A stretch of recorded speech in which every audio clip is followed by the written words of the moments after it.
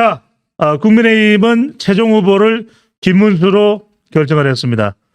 상당히 토론은 한동훈 후보가 잘했다는 평가임에도 불구하고 끝내 방심을 돌릴 수는 없었던 것 같은데 교수님 일단 어떻게 국민의힘 최종 경선 결과 분석을 하시는지요? 그 어려운 싸움이었는데 뭐 내심 기대했죠. 한동훈 후보가 막판에서 치고 올라오는 기세가 있었기 때문에 막 그냥 올라가는 김에 딱 김문수마저 제쳐버리면 참 좋겠다. 그래야 이제 드라마가 만들어지고 서사가 만들어진다라는 게 제 얘기 아니었겠습니까? 그런데 당심을 꺾진 못했던 것 같아요. 네. 그래서 사실은 숫자상으로 이미 이제 어려운 싸움이었던 게 드러났고요. 왜냐하면은 그 홍준표 지지하던 사람들이 또 다 어디로 갔습니까? 잽싸게 또 김문수 캠프로 갔잖아요. 그건 결국은 경선 구도 자체가 탄핵 찬성이냐 반대냐 그 싸움에서 탄핵의 이제 반대파들이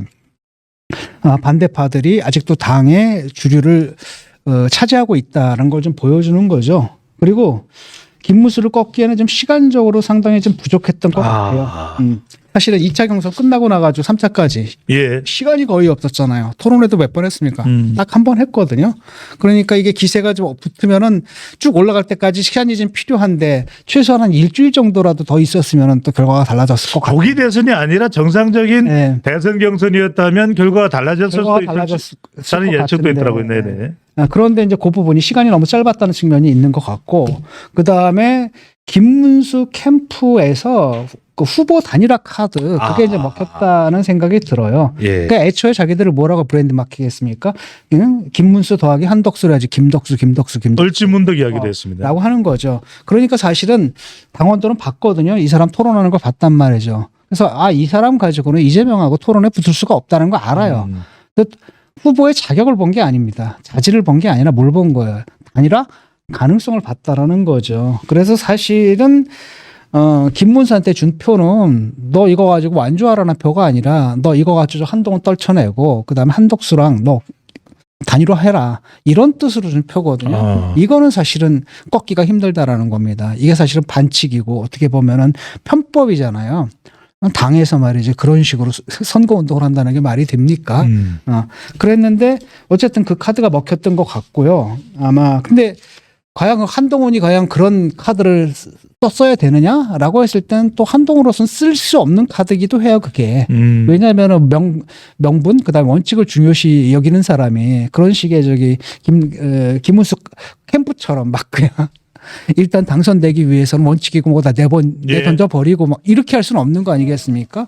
그러니까 어쩔 수 없는 부분이 좀 있었던 것 같고 결국은 그게 난 표심을 갈랐다고 보는 겁니다. 그리고 본인들도 그렇게 얘기를 하더라고요. 장동혁 씨 만났는데 그렇게 얘기를 하더라고요. 승인이 뭐냐라고 했을 때 바로 그 승인 중에 하나가 바로 이거였다. 김덕수 그다음에 김덕수 카드 쉽게 말하면 한덕수하고 김문수 단일화 카드 이걸 내세운 게 아주 주요했던 것 같다라고 자기들 스스로도 그렇게 분석을 합니다. 그러니까 결국은 뭐냐면은 그 단일화 열망 때문에 보수 내에 있는 그 단일화 열망 때문에 사실 후보의 자질을 보진 않은 겁니다. 토론을 한다 하더라도 거기서 자질이라는 건 딱 드러난 거 아니겠습니까? 일단은 첫 번째는 뭐냐면 김문수 그 스탠스 가지고는 붙을 수가 없어요.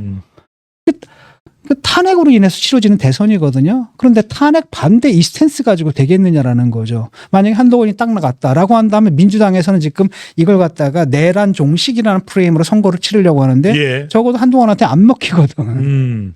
한동훈은 오히려 거꾸로 역공격을 할 수가 있거든요. 나는 그때 들어갔다. 계엄 해제 의결하러 들어갔다. 체포의 위험에 있는데도 불구하고. 이재명 후보보다 먼저 들어갔다. 그렇지. 나 먼저 들어갔다. 너 그때 뭐 하고 있었느냐. 네 말로 얘기하지 않느냐. 숲속에 숨어 있었다고 한 시간 동안 무서워서.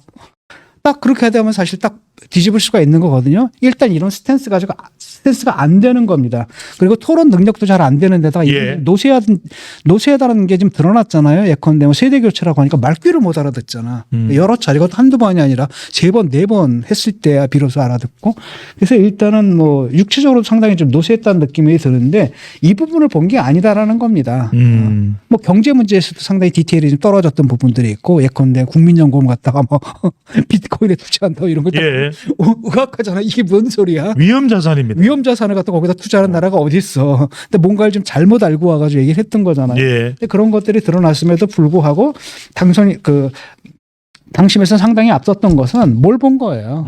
이 자질, 어차피 뭐 너 나갈 것도 아닌데 뭐 너 내보낼 거 아니거든. 그러니까 자질 문제는 접고 일단 한덕수랑 단일화부터 해라. 근데 딱 보니까 한동훈 같은 경우에 뭐라고 얘기를 했습니까? 어쨌든 간에 정당에서 후보를 뽑았으면은 그 정당의 후보 중심으로 단일을 하든지 말든지 해야 되지 않느냐. 그다음에 경선이 진행되는 동안에는 경선에 주목을 해야지. 자꾸 단일화 이런 얘기 해서는 안 된다라는 거예요. 이게 원칙적으로 맞는 입장이잖아요. 예. 라고 하니까 그 보수 유권자들 같은 경우 딱 보니까 한동훈 가지고는 예를 들어가지고 그 단일화가 좀 더 힘들 수 있겠네라고 판단한 것 같고 김문수를 딱 보니까 당장 내일이라도 당선되면 바로 다음 날이라도 단일화 해줄 것처럼 보이거든.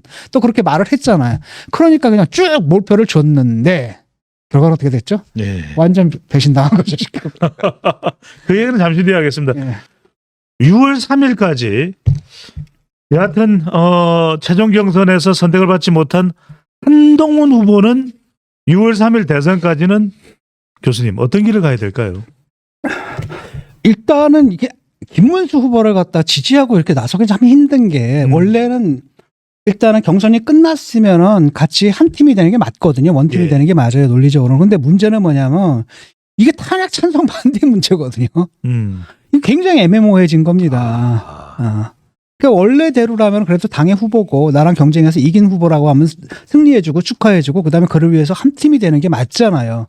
근데 문제는 뭐냐면 그렇게 한 팀이 됐을 때 그 이슈 자체가 뭐였냐면 탄핵 찬반인데 이거는 공화국에 관련된 문제고 헌법에 관련된 문제거든요. 근데 괜히 그걸 도와줬다고 했다는 너 또 입장 왜 틀었냐 이런 얘기를 들을 수가 있잖아요. 그러니까 굉장히 애매모호할 겁니다. 그래서 내가 볼 때는 그냥 사실은 이름 하나 올려주는 건 어렵지 않은 거거든요. 예. 뭐 그다음에 실제로 그럴 거라고 생각해서 뭐 공동선대위원장. 김문수 캠퍼에서 허락도 안 받고 그냥 공동선대위원장이라고 이름 박아가지고 발표해버렸잖아요. 그러니까 그것도 이제 아마 기분 나쁜 부분도 있겠지만은 예. 어떻게 됐든 간에 지금 상황 속에서 내가 볼 때는 그 김문수 쪽 후보 캠프를 향해서 그렇게 얘기해야 될 것 같아요. 또 단일화 한다라고 그러지 않았느냐. 그걸로 당선된 거 아니냐. 그럼 약속 지켜라. 네가 지금 하자라는 건 내가 얘기한 거 아니냐. 네 얘기는 내가 얘기한 거고. 근데 너는 경선 때는 그렇게 얘기해놓고서 이제 와가지고 예. 입장 바꾸고 이거 유권자들에 대한 너를 찍어준 사람들이 뭐냐라는 거. 네가 좋아서 찍어준 사람들도 있겠지만 그 절반은 뭡니까? 너 양보하라고 찍어준 건데 그 표 가지고 당선돼가지고 양보 못하겠다고 하는 건 대국민 사기극 아니고 사기극 아니냐. 그 다음에 자기를 지지해준 사람들에 대한 배신 아니냐 이렇게 얘기를 하면서 어쨌든 간에 뭐 단일화로 왔다라고 한다면은 그 약속은 지켜야 된다. 그다음 단일화는 단일화는 그다음에 빠르면 빠를수록 좋다. 예. 그리고 너 실제로 빠르게 할 것처럼 얘기하지 않았느냐라고 하는 그 약속을 지켜라라고 얘기하는 건.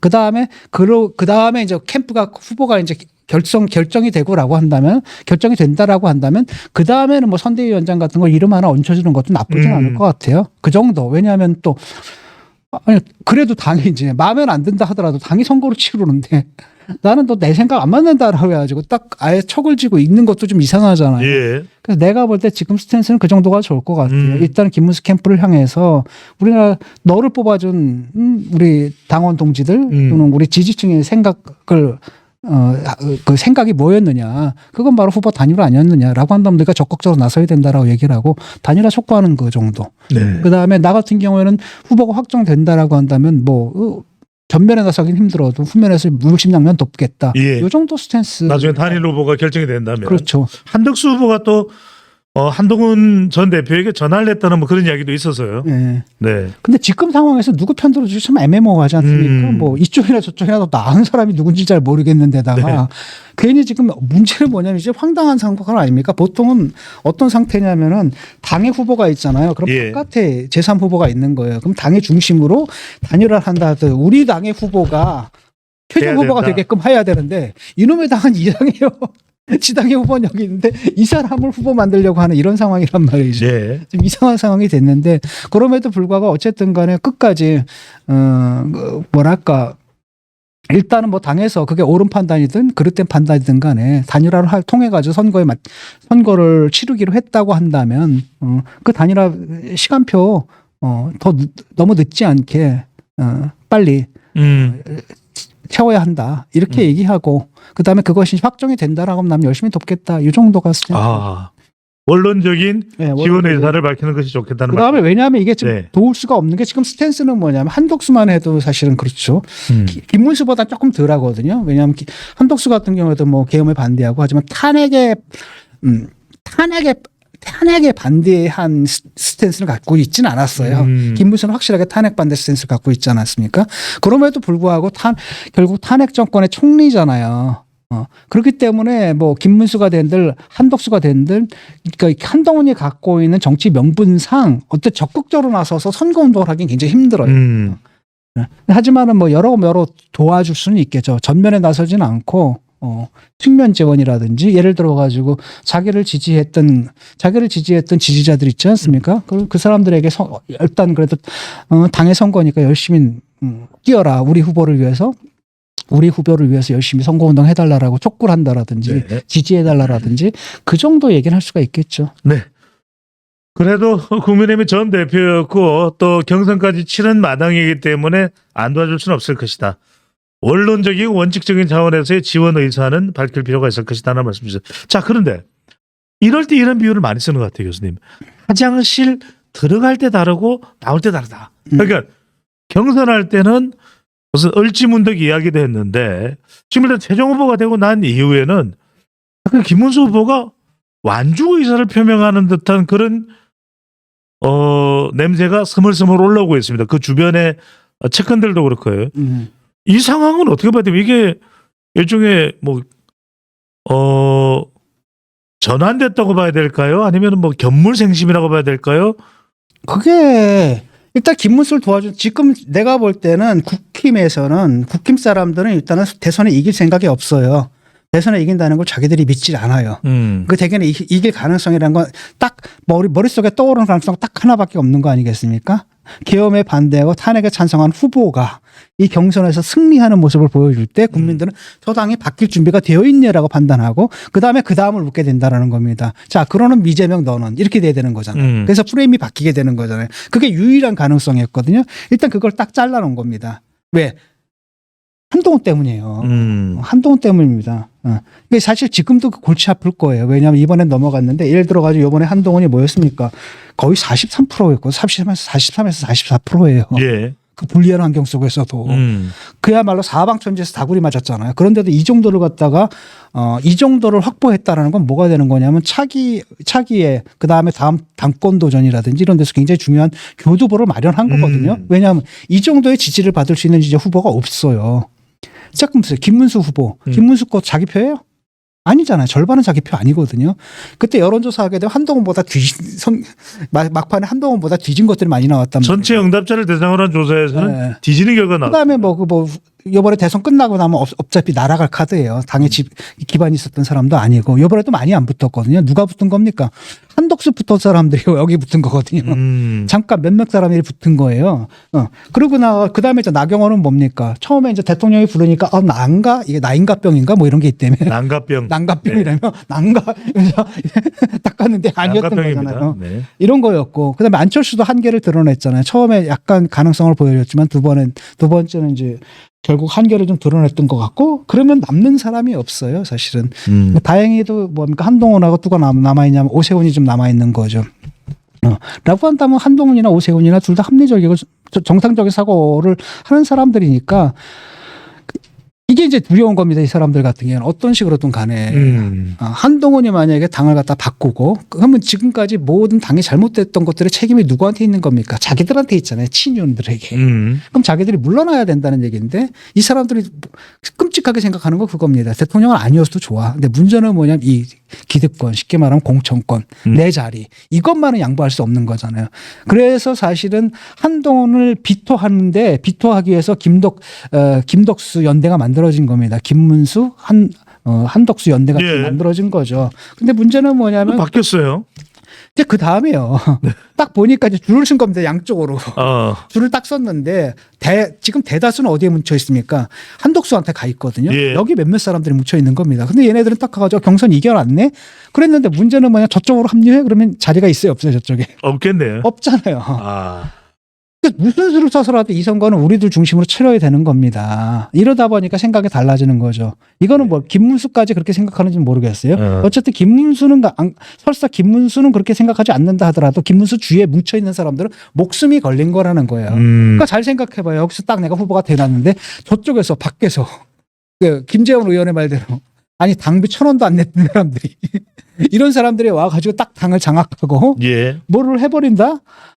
그러니까 이거는 거기서 또 주도권 싸움이 벌어지는 거거든요. 주도권 싸움이 벌어지는 거고 그 싸움 때문에 이제 이게 치열할 수밖에 없는 거고 그렇잖아요. 김문수의 입장도 그렇고 내가 지금 열심히 경선에서 당선이 됐는데 일주일 안 돼서 내놓아. 기분을 누리지도 못했는데. 그러니까 네. 내놓으래. 그러니까 본인이 봐도 좀 황당한 부분은 있죠. 그러니까 이제 이게 격해지는 겁니다. 예.